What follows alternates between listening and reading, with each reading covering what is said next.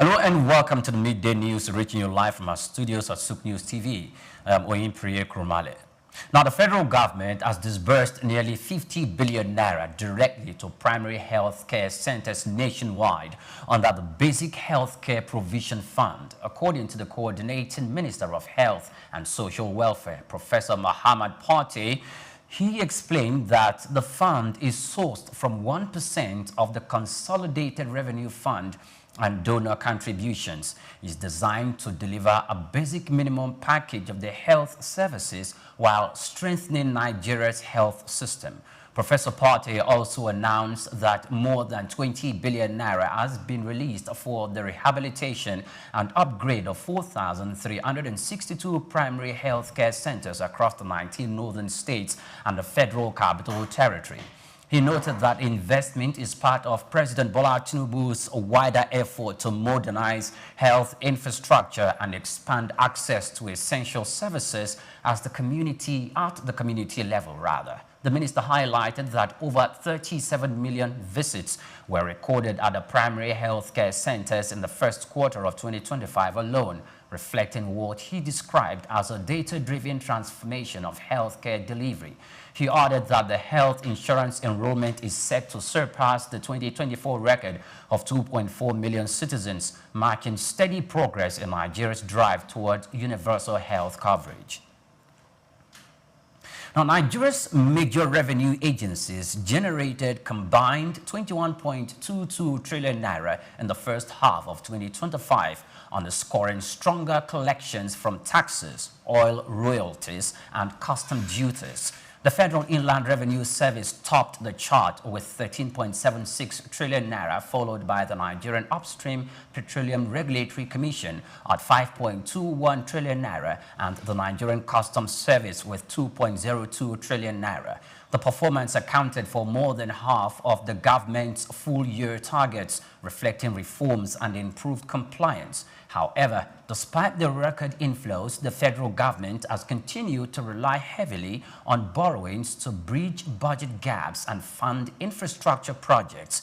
Data from the Debt Management Office showed that total public debt reached 149.39 trillion naira in March 2025, up from 22.8% from the previous year, with projections pointing towards 180 trillion naira by 2026 due to fresh loans from multilateral lenders. Analysts warn that the growing debt burden, despite improved revenue mobilization, exposes underlying weaknesses in Nigeria's fiscal management, rising debt servicing costs and limiting capital investments, fueling inflation and straining foreign exchange stability. Experts stress that without tighter expenditure controls and stronger fiscal discipline, the gains from a higher revenue could be eroded by unsustainable borrowings. The Nigerian Civil Aviation Authority has granted an operational license to the Gateway International Agro-Cargo Airport in Ogun State, officially clearing it for commercial flight services. The approval, confirmed by the Director of Aerodrome and Airspace Standards, Balang Godwin, marks the beginning of passenger and cargo operations under national aviation regulations. Governor Dapo Abiodun described the certification as a historic milestone, noting that it is the first time a newly built airport has received clearance under Nigeria's current framework. The facility, which has a Category 6 firefighting rating and a 3C aerodrome code, will initially support daytime operations. Cargo flights to London are expected to begin weekly alongside passenger services to Abuja and Port Harcourt.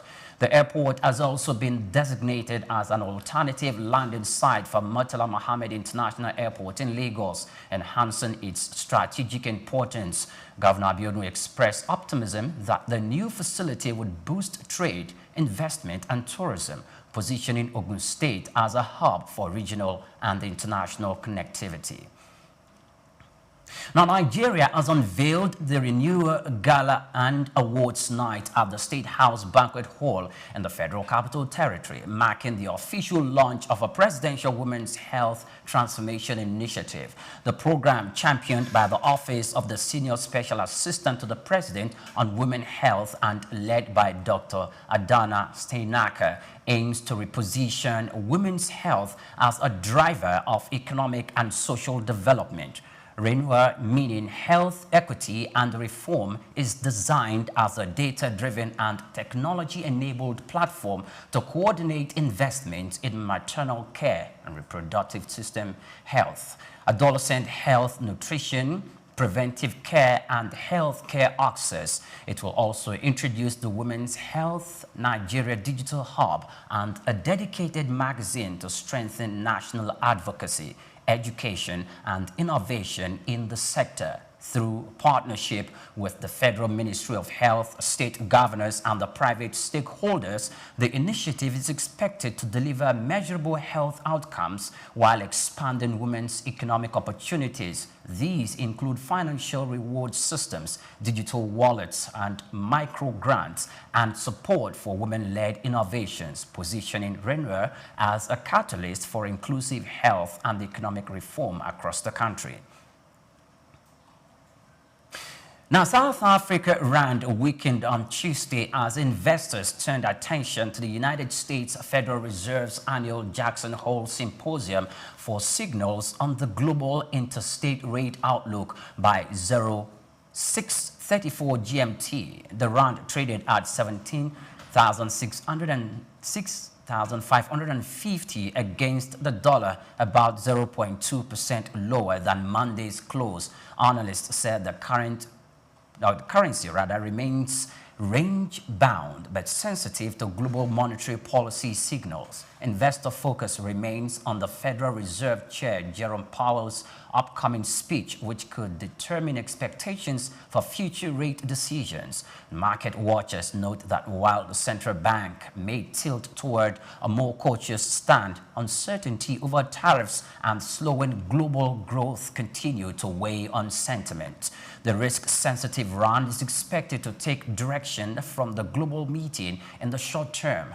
Locally, attention is on inflation figures due on Wednesday from Statistics South Africa, with forecasts suggesting an increase from June's 3.0%. Meanwhile, the benchmark 2035 government bond weakened slightly, with the yield climbing to 1.5 basis points to 9.66%, reflecting investor caution ahead of key economic data. Now, China is expected to leave its benchmark lending rates unchanged for the third consecutive month in the month of August, according to Reuters' survey of market analysts. The People's Bank of China has been cautious in its policy approach despite signs of slowing momentum in the economy, with observers noting that the central bank is opting for targeted structural support rather than the broad monetary easing. The loan prime rate, which underpins most new and outstanding loans and is forecast to remain steady for both 1-year and 5-year terms when the central bank announces its decision this week. Analysts suggest that Beijing's ongoing effort to curb industrial capacity and address deflationary pressure will work alongside these structural policies to stabilize growth without resorting to aggressive stimulus. Although China's new yuan loans fell in July for the first time in 2 decades, improvements in overall credit growth have reduced pressure on the central bank to cut rates further. And the market watchers expect that in the coming months, monetary tools will focus on boosting consumptions, supporting small businesses, and encouraging scientific and technological innovations while maintaining moderate flexibility in overall policy. Thanks for watching. Please do well to follow us on all our social media platforms at Souqnews TV. Coming up shortly is Just Africa. Do stay with us.